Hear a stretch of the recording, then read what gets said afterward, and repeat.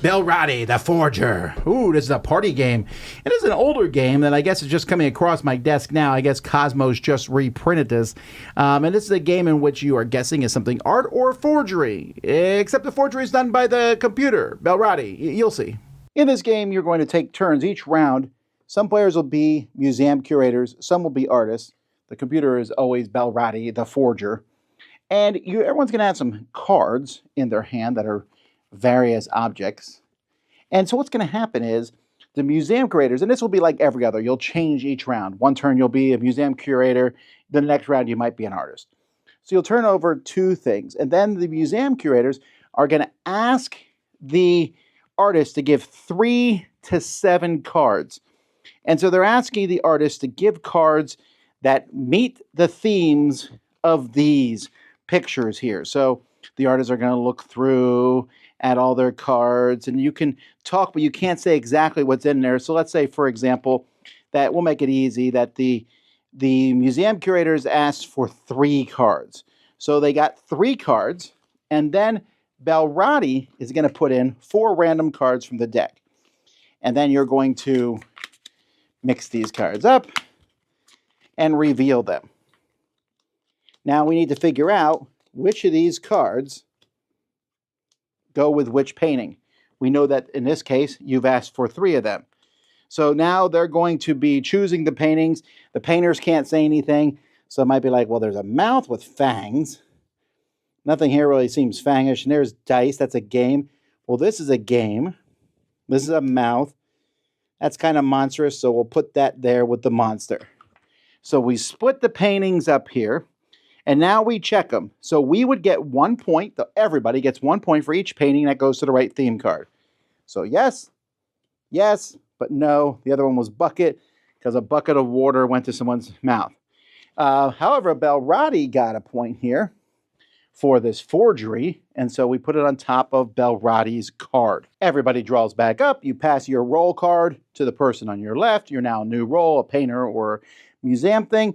And you keep going, you discard all cards used, and we draw more.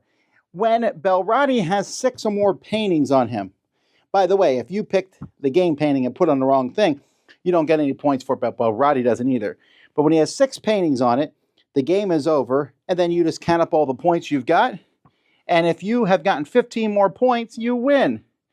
And you can even look at this chart to see how well you've won or lost.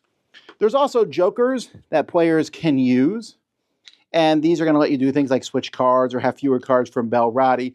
When you use it, you'll flip it over, and you'll need to have a perfect round, which means the museum directors here ask for 5 cards or 4 cards, whatever the number is, and you get all of them exactly right, and then you can use that joker again.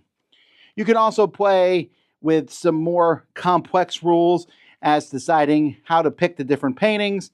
But that's basically how the game works. I wonder if this game would be more interesting if Belratti was a human, but it wouldn't work that way because it would have, how would you tell the forgery? I don't know. There's just something about this game which is just kind of, you look at the cards, you put out the categories, and there's discussion about why people put what they put. This is like 80 party games in the last 4 or 5 years have done this. Many of them have done it very well.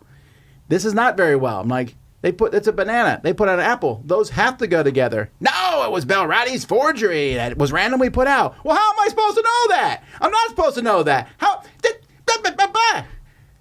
That's where I have a problem with this game. It's because you just literally, the 4 cards that come randomly out could match wonderfully. And there's no way to know. You're like, but you have those, those little wild things you can use down there. But I wouldn't even guess it at. If an apple comes out and a banana comes out, I'm like, God knows, match together. But they don't. I really dislike this game. This is a 4 out of 10 for me. And the only reason it's higher is because some of the people I played it with did seem to have a good time with it. And I do like that you switch the characters that you play. But again, why am I not playing Mysterium or, all these other different games? And I don't love this genre. So keep that in mind of this whole, I'm passing information along to you. But I'm not saying anything, doing anything, blinking. You just have to look at 2 pictures and somehow break into my psyche and figure it out. Nah. Belratti, not for me. Sorry.